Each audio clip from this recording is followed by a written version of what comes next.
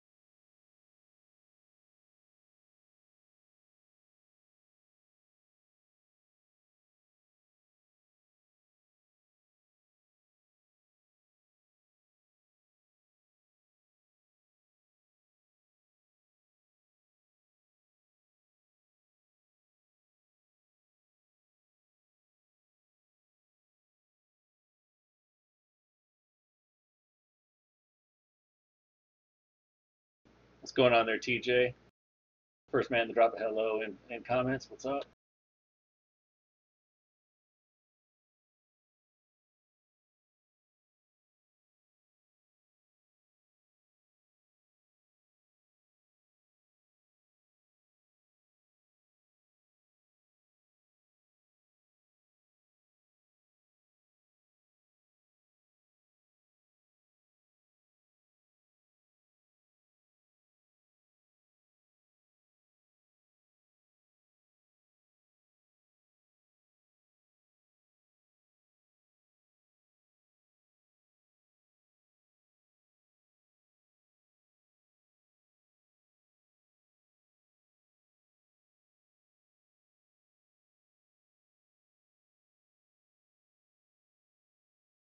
Yeah, I hear you on the World Cup, man. We had one of our dudes come into comms the other day, like totally wasted, and going la, la, la, la, just like going on and on the World Cup. And it was like it was cool for the first 10 seconds, 20 seconds, but then 20 minutes later, when I was kind of like, yeah, that's enough, bro.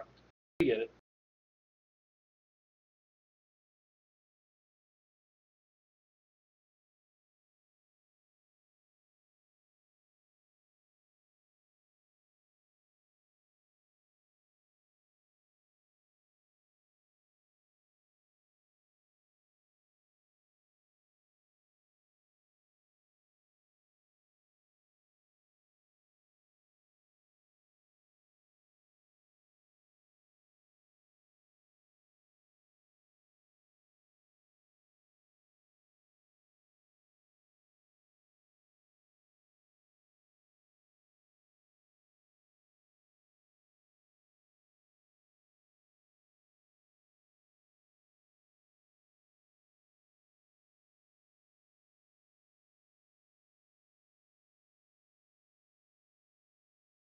We've got about 2 more minutes till we get started here, gents. You got some bros that want to come along and whatnot, definitely pass around the YouTube stream, and let's see if we can't rock this thing up to 150 viewers. It'd be pretty crazy.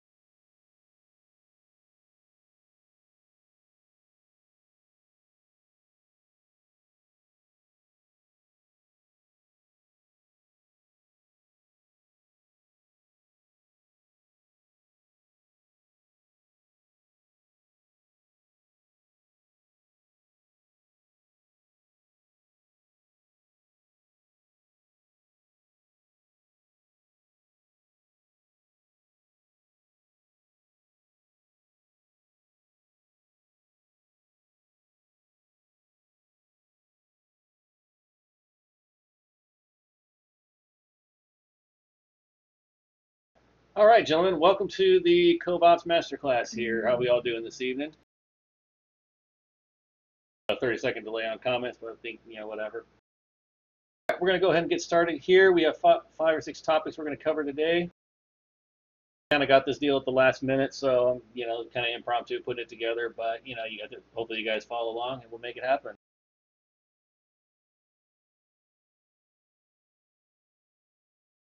The first few topics are going to be kind of intertwined in each other, whatnot. We're going to be talking about utilization of D-scan, which will ultimately help you avoid gate camps.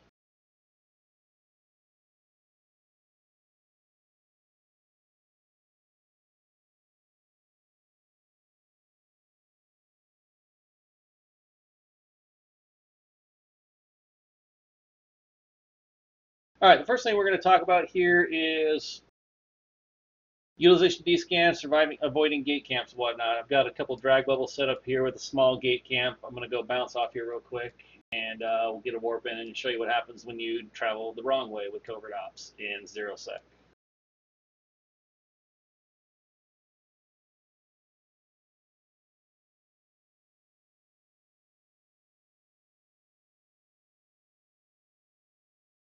First of all, you can all see me in my Tango here, nice and undocked, decloaked. I got my little Warfare covert ops Linky Tango, usually run for stuff, but it'll work for this particular demonstration.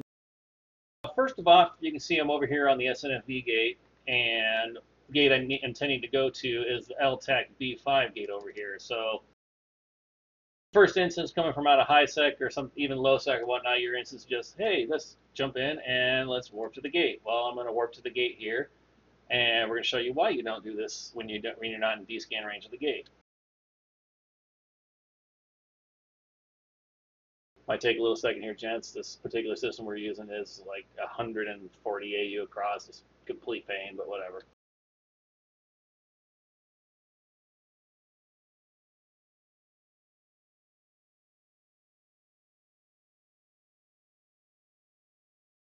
Oh yeah, sorry guys, I'll remove that box.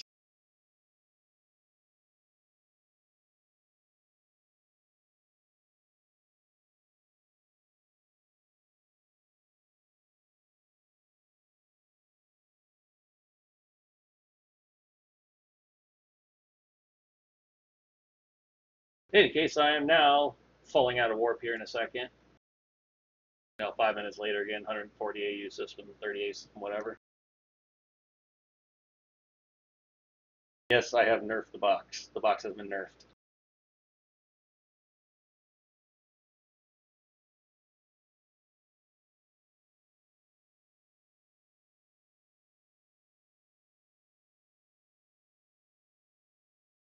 All right, as you can see, gents, I just landed in a bubble here because I warped straight to the gate. There is a can that, if I was cloaked, it would have officially decloaked me. And you can see that claw that's hanging out right around me. Now, this being a real life combat scenario and everything, I would be getting tackled and I would be probably getting fucked up.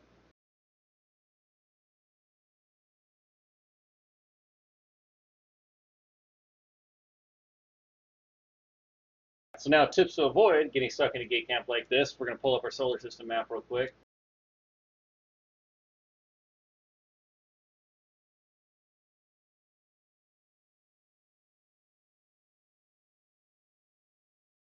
And if you take a look on the solar system map here, you can see here's the B55 gate that I was landing on, and you'll also notice there's a planet nearby, planet 3 in particular. So we're going to warp over to planet 3.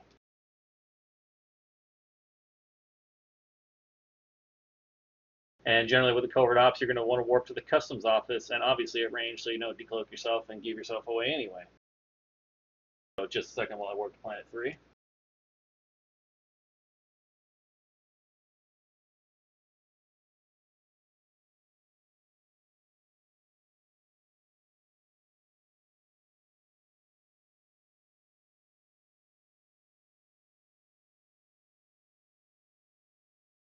All right, I've successfully landed at planet 3. Now, in terms of the D-scan and everything, you can see the B55 gate. I keep calling it LBB or whatever, but in any case, you got the LB5 gate down there. You can point your ship in the direction. Doesn't really matter one way or the other. I like to do it just so I can kind of see where I'm going. You have your different overview tabs. Everybody has a different overview. I have mine set up a particular way I do things. Yours may be different, but the general idea is the same here. You've got your tab that's listed for PvP, which should be pretty much ships, gates, and a couple keyboardable structures like a TCU, a station, or things like that. That way you don't clutter up your overview.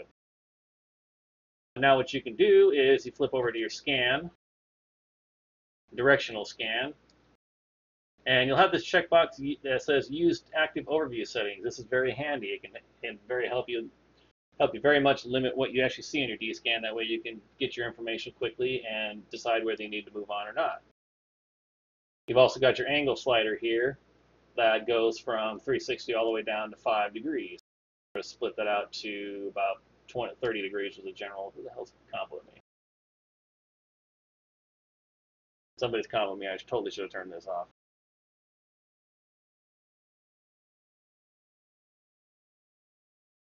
I'll just have to accept your combo later. In any case, so you narrow your D-scan down to 30 degrees. Make sure your camera is pointed at the gate, and you can clearly see, look, there's a mobile warp disruptor bubble there. There's a malediction and a claw. Doing this in advance of warping to the gate, as opposed to what I did earlier of landing in the bubble and then quickly figuring out that, oh shit, I just got tackled by a malediction or claw or whatever the case this happens to be on the gate at that particular time. You have now saved your ship and whatever valuable cargo you may have been carrying. So now, we'll demonstrate properly avoiding the gate camp. I'll warp back to SNFV here. I know I just hit jump. We'll land in a second. Join my another 130 AU warp.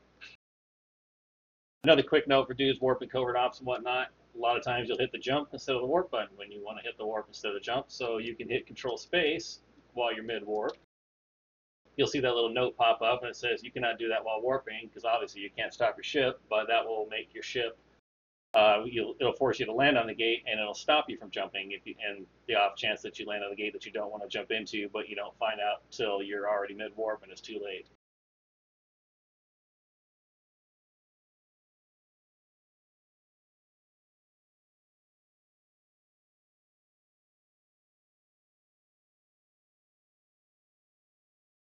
Is everybody here enjoying the scenic route today while I warp around the system? It's not every day you get to watch on YouTube dudes doing 120 AU warps just like it's nothing.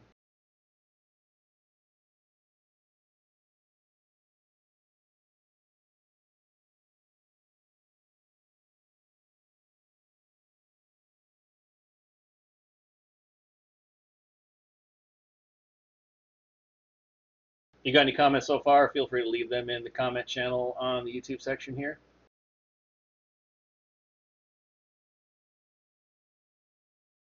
All right, I've successfully landed at the SNFV gate again, which is where I'm quote unquote coming in from.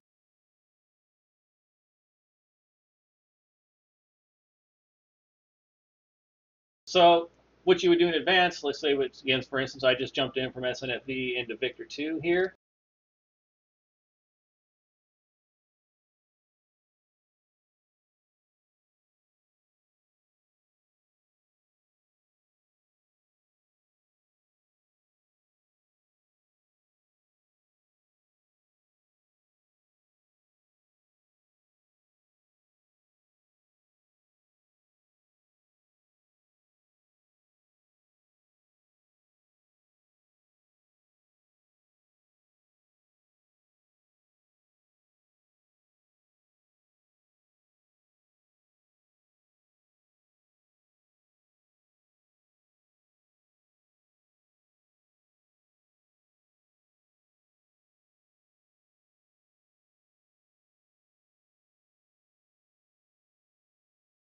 Okay, stream's back out, guys. Sorry about that.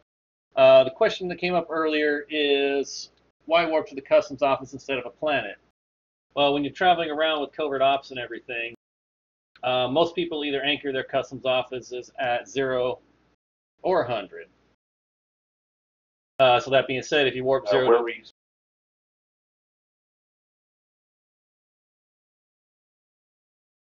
Sorry, I had two comms on there, but yeah, a lot of people put their customs office at 0 or 100. So if you warp to the planet at 0, you're going to land on the customs office at 100. decloak yourself and give away the fact that you're there.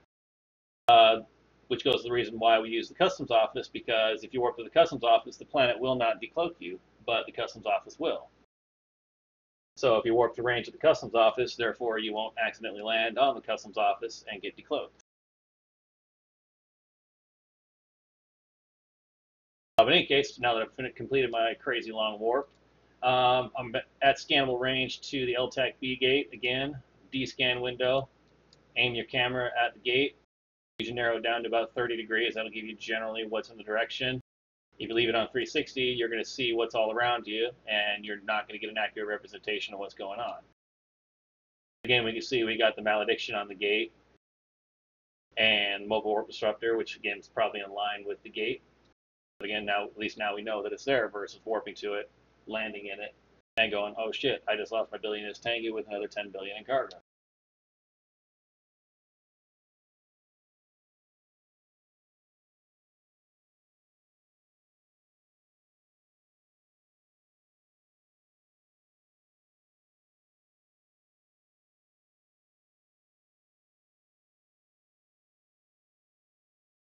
In any case, that's basically how to avoid gate camps. We'll take a quick pause here for any questions you may or may not have. Again, apologies for the stream going down there. Crappy internet sometimes, whatever. But if you have a question, go ahead and leave it in the comment section of YouTube now, and we'll get you situated. In the meantime, let's see what's up with these dudes. Check combo me real quick.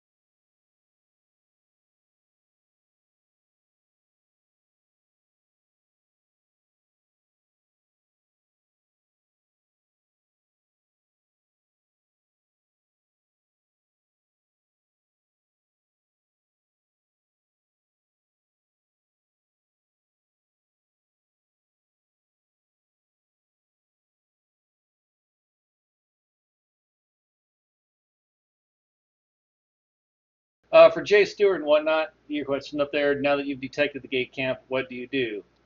You've got two options depending on what you're flying or what you know is going on around you. For example, if you have a couple bros in LB55, you could hit them up and say, hey, is there anything going on in LB5? And they can either say yes or no, and then you can make your decision from there. If you don't have any bros, it's really a 50-50 shot. Generally, if you're going to travel around moving stuff, I definitely recommend something that's nullified. If it's like a small piece of cargo, you could do a not tier 3, interceptor that's like full nano fit, like nanos and lows, things like that. That way you got the least chance of getting caught. Ultimately, at the end of the day, if somebody really, really, really, really wants to catch you, they're going to catch you.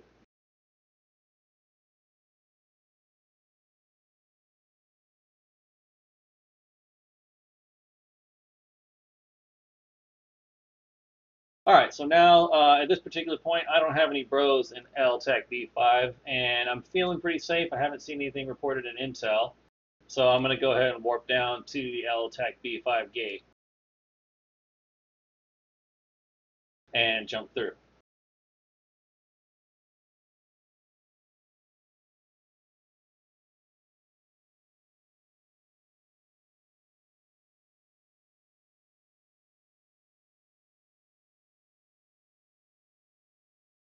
Okay, so you can see I've successfully avoided the bubble. So first step on to winning. Past that, we're jumping through into LB5.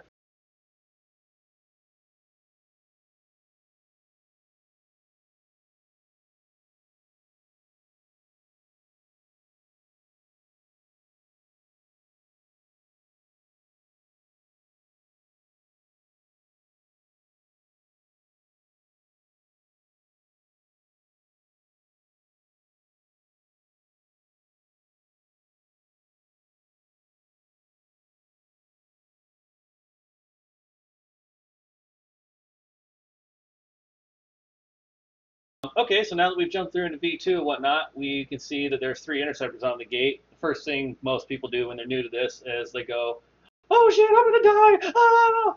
And they start freaking out. That is absolutely the worst thing you could possibly do. The first thing you ever want to do when you ever jump into a camp like that is take a breath, zoom out so you can see the entire field. Now your first thought is going to be to try to warp away. So we're going to try to warp away and see what happens.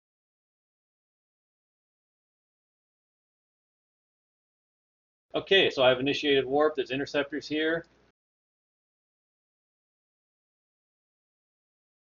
And look at that, I just got tackled. The reason being, one, I fumbled with the Covert Ops cloak. When you're jumping through gate camps like this, there's 2 ways you can get out of it. The first way is if it's a smaller camp like this, there's probably a pretty good shot you can get out of it. So I'm going to jump through back end and reenact this real quick, utilizing method 1.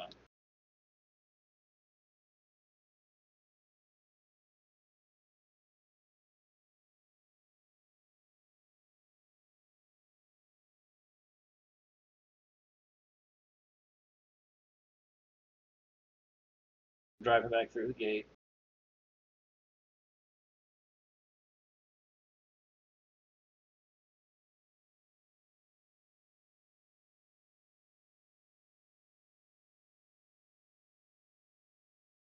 Okay, so I'm going to reapproach the gate here again. That mic warp real quick, and we will demonstrate method 1 of getting out of gate camp.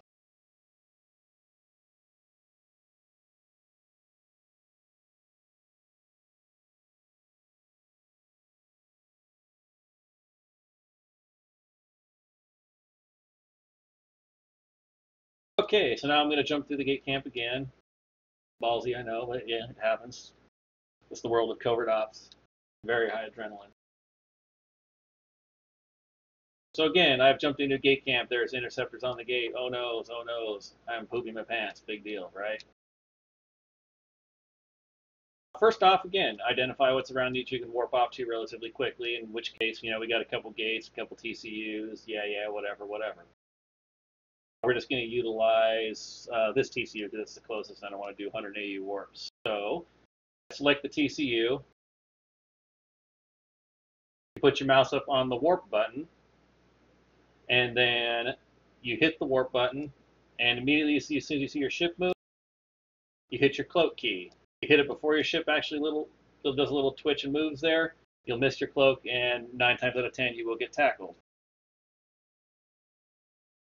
That is basically what you see a lot of the T3s, the T3s and the bombers and whatnot. They'll literally just do that exact move. They'll pick something, they'll warp out, immediately hit the cloak button so their ship twitches, and then boom, you just missed a kill. With a Nelly Tier 3, it's really hard, so don't feel bad if you miss one of those.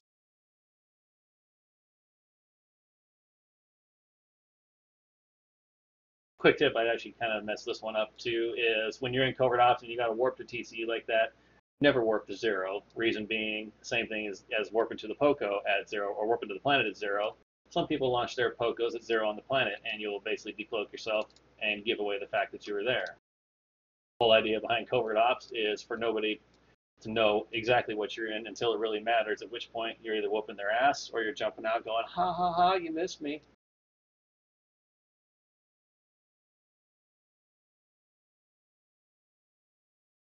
So I'm going to warp back to Victor 2 here again, jump back, reapproach, and I'll demonstrate method number 2.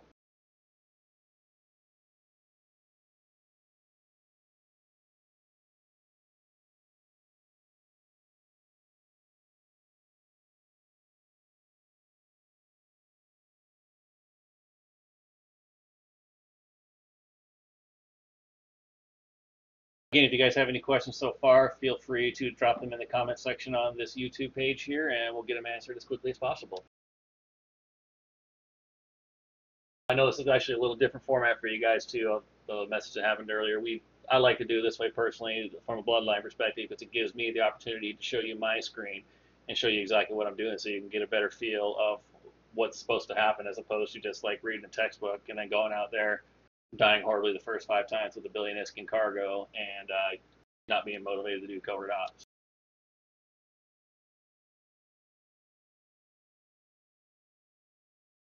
any case, back in Victor 2 here, reapproaching the gate.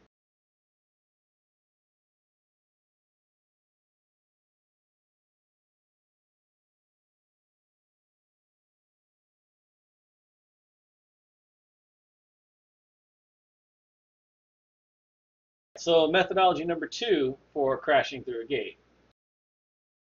Gotta find another combo, good lord.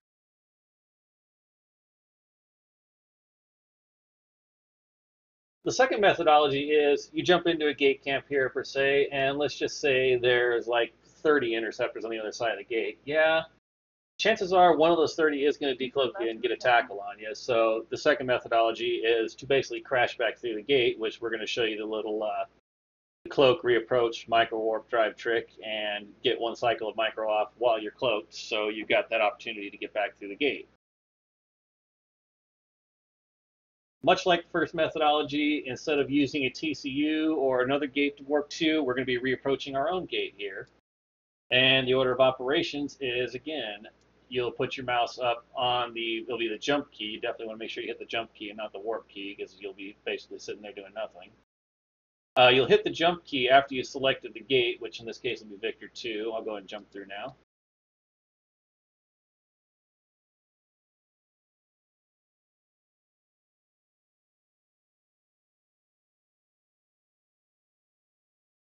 Again, zoom out. We're just going to pretend there's like 500 interceptors on this gate right now, just for the sake of doing it. And again, we select the Victor 2 gate here, because that's where we want to crash. You put your mouse up on the jump key. You also notice on the lower left where you have all your modules and everything. You got them assigned to numbers, like micros number 4, cloaks number 5.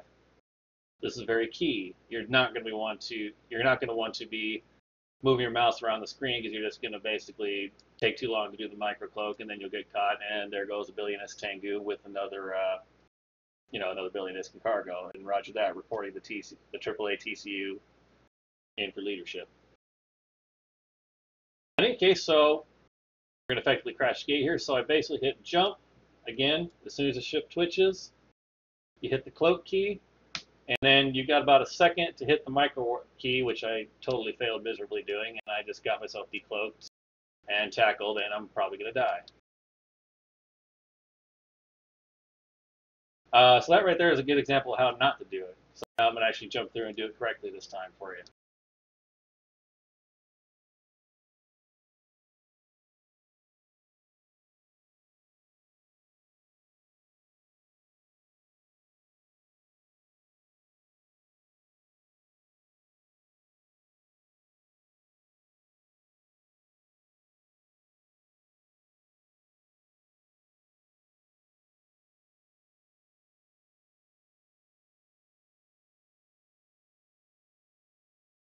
While I'm reapproaching the gate here, another slight note for covert ops and whatnot, and I think this generally applies to all ships, that's my personal opinion. Try to have your particular modules in the same spot on every ship you fly. For example, when I fly my covert ops, my cloak is always the F5 key, and my micro is always the F4 key. That way, when you come into these tight situations, you're not sitting there fumbling like, oh, what key do I push? What key do I push? It's just kind of ingrained into you. Okay, I want a cloak F5. I want a micro F4. Done, done. All right, I'm going to jump through the gate here into my little 500-man interceptor camp, and I'm going to effectively crash the gate without getting caught.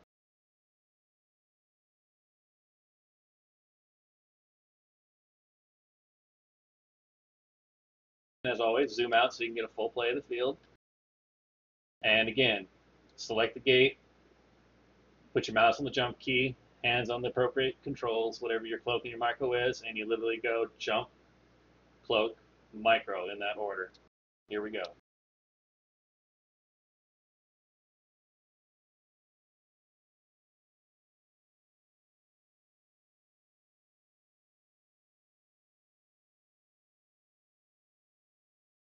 And as you can see right now, I am successfully crashing the gate. I did have one cycle micro before I cloaked up, and yes, they actually managed to decloak me, but now I am actually 3 clicks from the gate as opposed to 12 clicks from the gate, which ultimately that ups your survival rate by at least 80%. again, when you jump into 500 interceptors or say, yeah, you'd be lucky if you get out of that even. Yeah, I'd even have trouble getting out of that because that's a pain in the ass if they're paying attention. But in any case, that is the second methodology for crashing gates and whatnot and surviving in 0sec with covert ops. We'll take a brief pause here. If you have any questions, go ahead and type them out in the YouTube channel right now.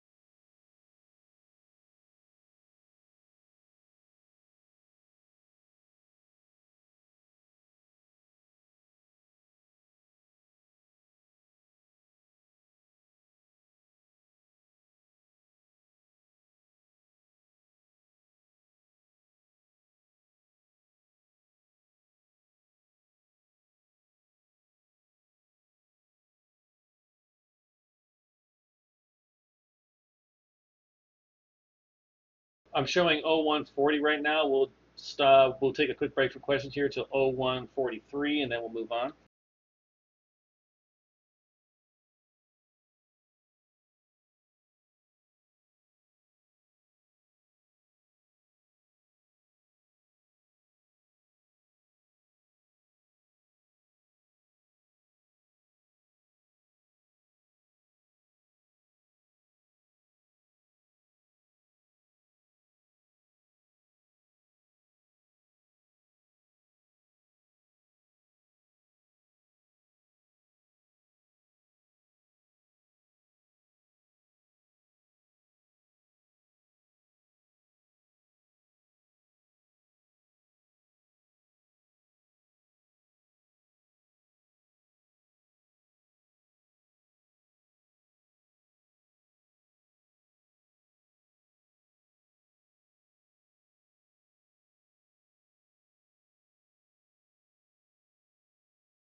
For Muhammad Ali in the house, yes, the same trick applies to the Astero and the Stratios for cloak and crash. The only notable difference is the Stratios and the Astero both have a 20-second decloaking delay, which means if you've utilized your cloak, once you turn it off, you cannot turn it back on again for 20 seconds. So be mindful of that.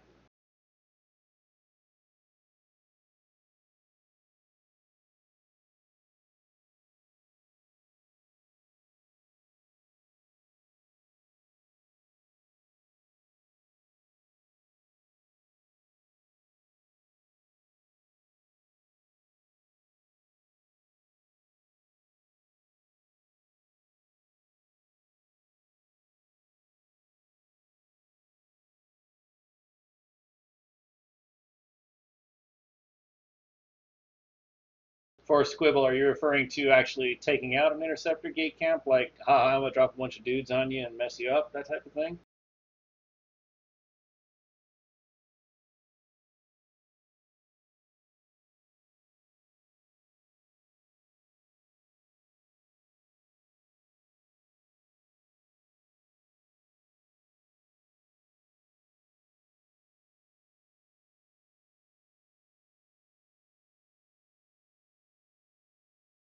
In terms of dropping them and whatnot, the things you would look at would be, are they missile boats or gunboats, which will properly determine what type of ECM you bring. And in terms of actually dropping them again, once you've determined that, obviously you're going to want to bring some type of logistics where you could utilize a remote rep strategic cruiser, although those do suffer from lack of range. If you just happen to have a Titan, you could light a regular Sino and bridge in force recons that are armor tanked and bridge in like 3 or 4 Guardians behind them and just go, ha ha, ha, I got you.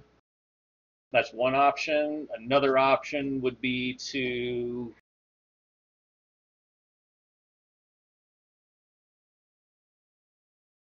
think about this for a second here.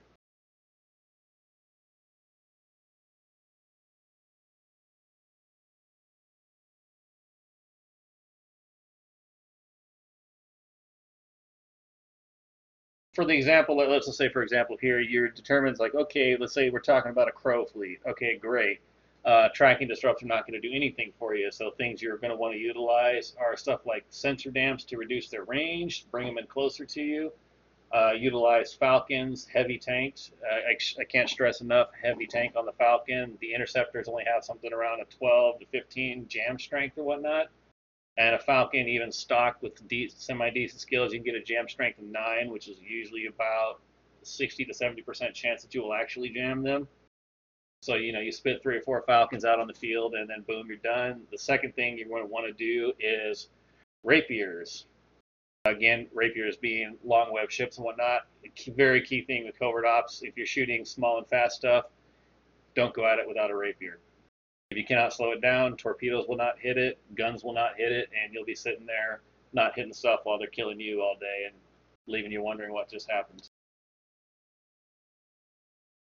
In terms of gunboats and whatnot, you can utilize similar things, like same thing, say missile boats and whatnot. You can use sensor damps, that's great, although arguably not as effective as using tracking disrupts.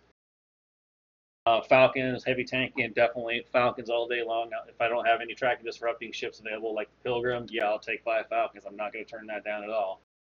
Because again, the whole point with covert ops and bashing gate camps is damage mitigation, unless you just happen to be dropping one of those strategic cruisers with, remote rep capabilities.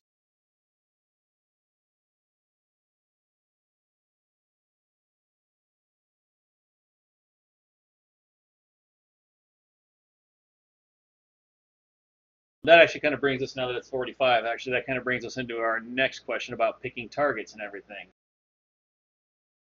Yeah, bombers are great. You can get a bomber stock average with relatively decent skills up to about 450, 500 DPS. If you really max out your skills and max your fit, you can actually get bombers doing about 700 DPS, which is, again, it's really freaking phenomenal.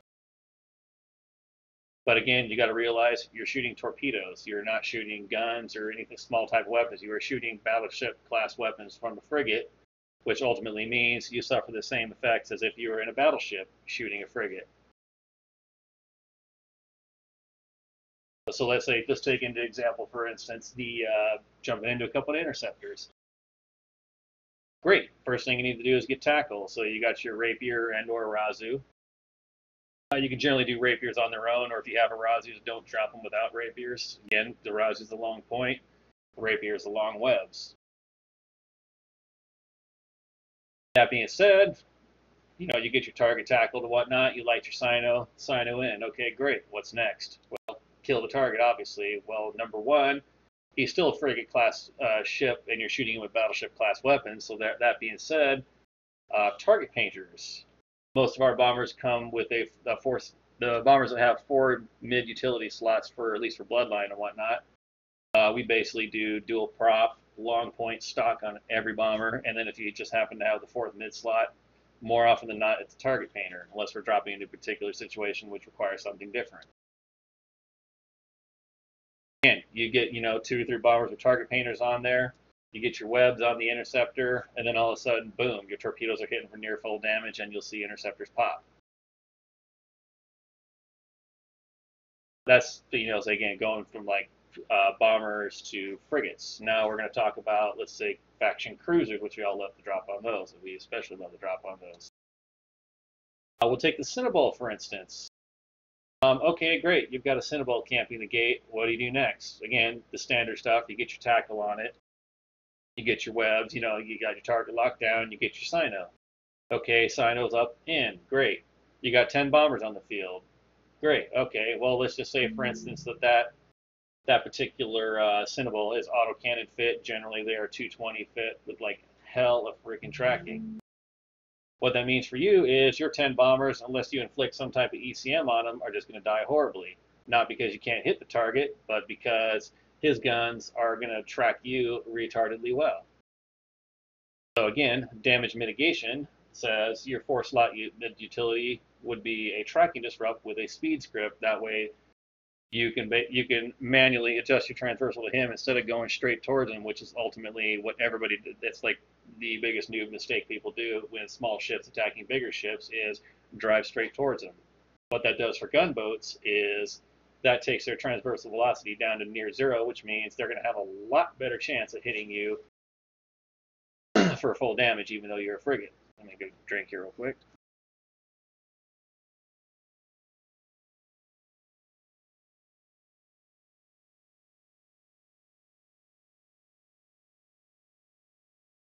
Sorry, I'm back here.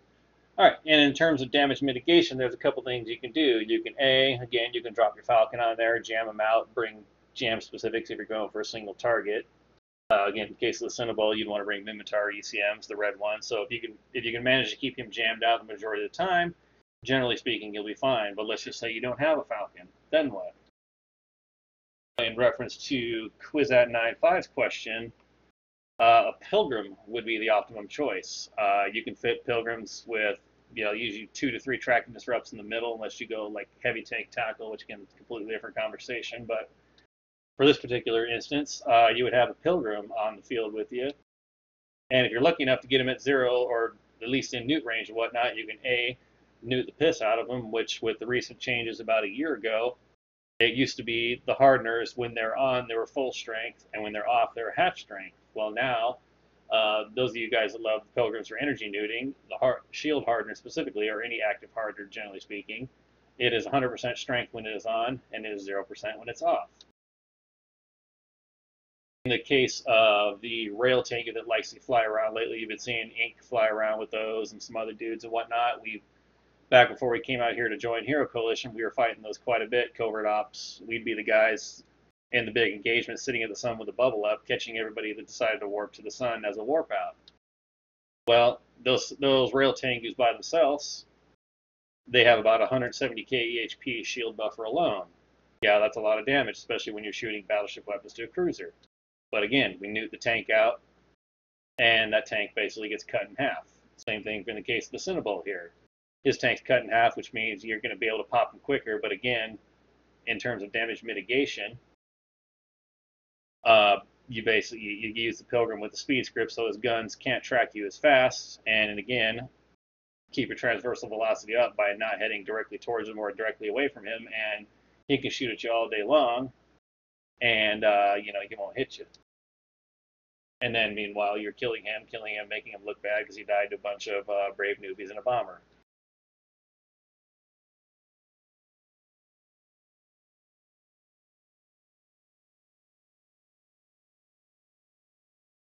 On the question for Muhammad Ali, what does ECM stuff do? Specifically referring to the Falcon for their type of ECM, it works off a percentage base. So let's just say a ship has a jam strength of 20.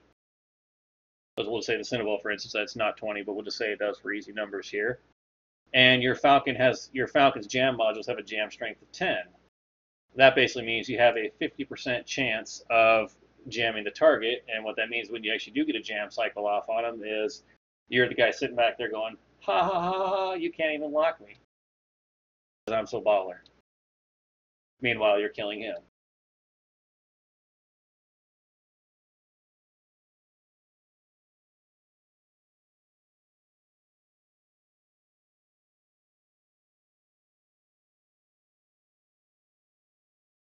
I mean, we could go through endless examples of picking your targets, things like that, but that's basically the general idea, whatnot.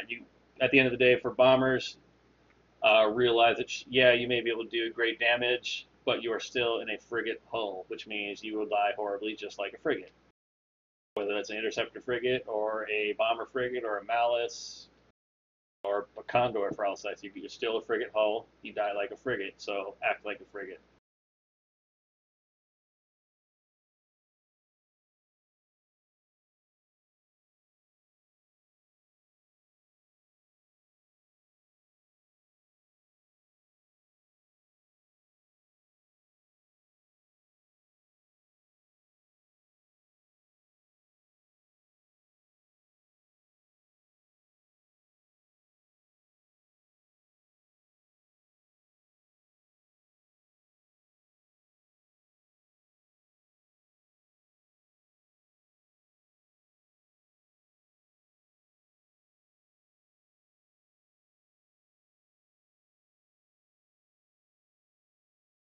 The best thing, and for Marconius Porkbutt, whatever, the best thing about Black Ops is it's badass. But basically, you're fighting in a battleship hull. Obviously, it's infinitely better than a frigate because you actually got some survivability to you if you take a little bit of damage. But the strength of the Black Ops is to jump in on a target, dish out about 1,000 DPS, give or take, depending on how you're fit, and then immediately jump out when you're done.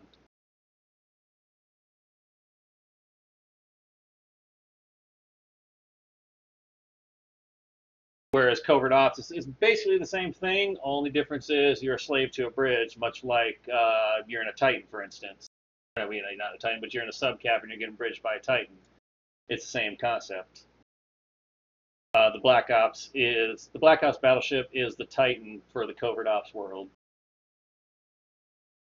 And yes, I fully agree. Privateers is the best thing about Black Ops. Lastly up on the list tonight, and then I'll basically hop on MumbleConf. We'll have a little more intimate QA session since that's what you guys normally do, so we'll do that. But we're going to demonstrate a Black Ops bridge. And actually, real quickly, I'm going to go back and put a... No, I don't need nullify, never mind.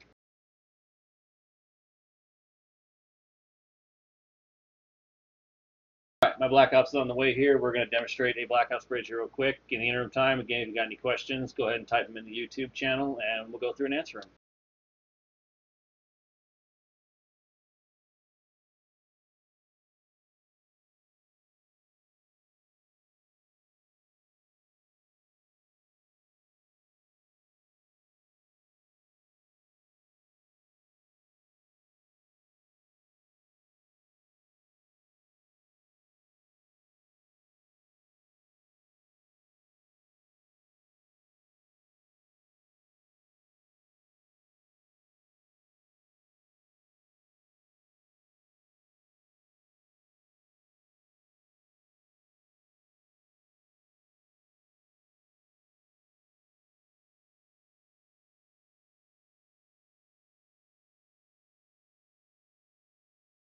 Okay, so my Black Ops has arrived, so obviously just like a Titan and everything, you need to be within 2,500.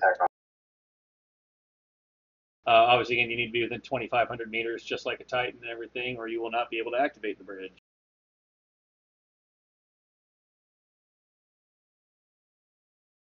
So yeah, boat, boat, boat.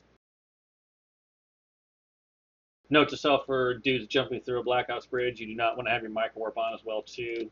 The micro warp, obviously, that adds mass to your ship when you kick it on, so more mass means more fuel, and that's basically how Black Ops bridges.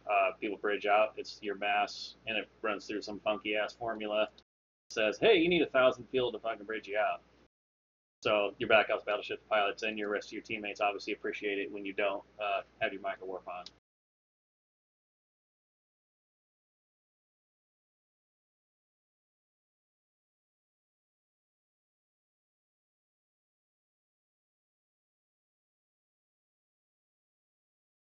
All right, so now I am within 2,500 of the Black Ops. So my dude just got a tackle on something. His sino's going up.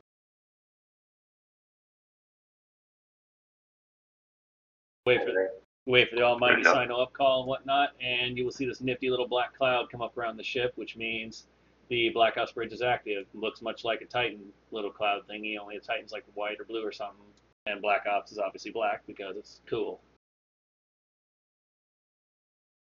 Clears the bridge up, which means you can right-click on the actual Black Ops itself, again, just like you right-click on a Titan, and you activate the bridge by choosing Jump Through again, just like a Titan. So this time I'm actually going to bridge for you. So we right-click, jump through to LBV5, which is where our target's at. Cool, you see the little poof. It's red on the strategic cruisers and blue on every other covert ops. Flying through, yay, we're flying through, and here we are. Now, in an ideal situation, I was actually having a couple hundred killers out looking for targets, but it didn't really work out. So I was kind of hoping the Black Ops something before you lie, but whatever. In any case, so yeah, we're here on grid, and at this point, you're listening to the FC call primary targets, and you're basically moonwalking over gate camps or whatever your target may be, killing dudes and making your killboard nice and green.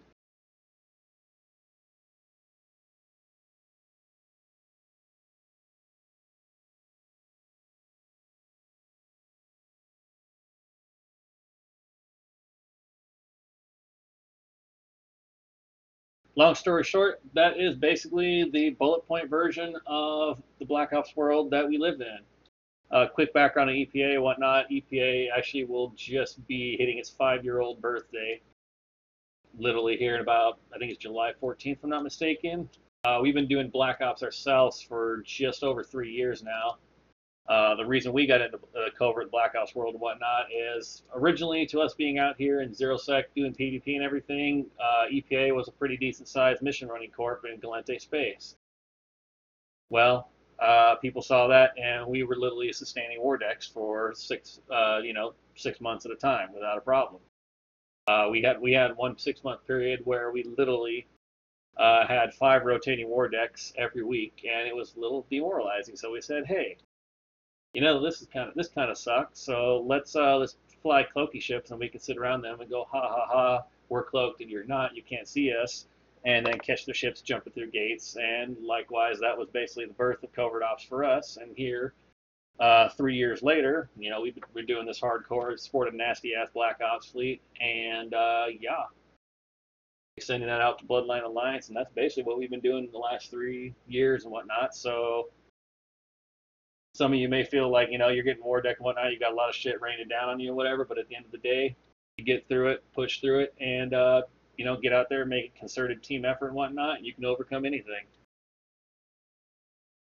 And that's what we did using Black Ops, and that's what we're here to share with you. So that is basically the end of the broadcast. If you got any last minute questions, go ahead and type them in the YouTube channel. I'll actually be hopping on to Brave Comps here in like literally a minute or two, and we'll have a little intimate in-channel discussion or whatever. Thank you for everybody coming out. We got it up to 80 viewers today. If you could actually throw a like on here, that'd be pretty cool. Help us out on our YouTube page. And if you want to see some more examples of gate camp bus, hot dropping dudes, and everything, please subscribe to our YouTube channel. Take a look at some of our videos we got up. We got crap loads of stuff we've been doing out here in the last month and a half we've been here. So have a view, get some popcorn, get a beer, watch a couple videos, and yeah, I'll see you guys on Mumble in a few minutes. Cheers for everybody coming out.